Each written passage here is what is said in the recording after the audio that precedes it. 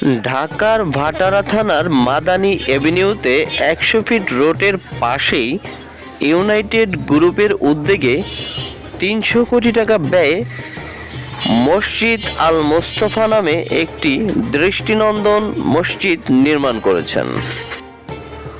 মসজিদটির নির্মাণশৈলী এতটি সুন্দর যে দৃষ্টি কখনোই ফেরানো যায় না, দেখলে বারবার দেখতে ইচ্ছে করে। বসুন্ধরার বিটবি গেট থেকে কাছে এবং আই এক্সটেনশন গেটের সামনে এবং ১০০ ফিট রোডের পাশে হওয়ায় এর যাতায়াত ব্যবস্থা খুবই সহজ। মসজিদের ভিতরে প্রবেশ করলেই মনটা যেন জুড়িয়ে যায়। মসজিদ আল মোস্তফার বাহিরের পরিবেশটাও অসম্ভব সুন্দর। বাসা থেকে তড়িঘড়ি করে বের হয়েছি জুমার নামাজ পড়ব বলে। হঠাৎ করে এক ভাই আমাকে নিয়ে গেল যে চলেন মসজিদ আল মোস্তফায় গিয়ে নামাজ পড়ব।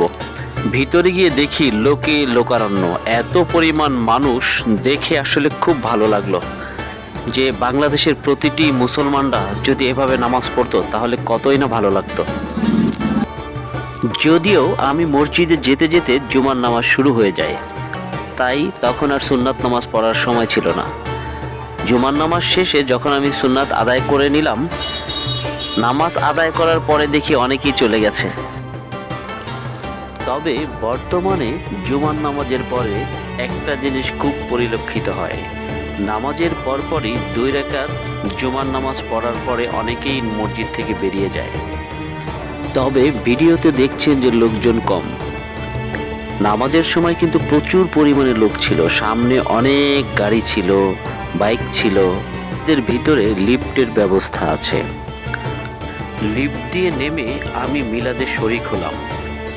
আসলে এটি মসজিদের নিচের অংশ, এখানেই মেম্বার যেখানে বসে ইমাম খুতবাহ পাঠ করেন। মিলাদ শেষে সারিবদ্ধভাবে তোবারেক হাতে নিয়ে মসজিদ থেকে বের হলাম।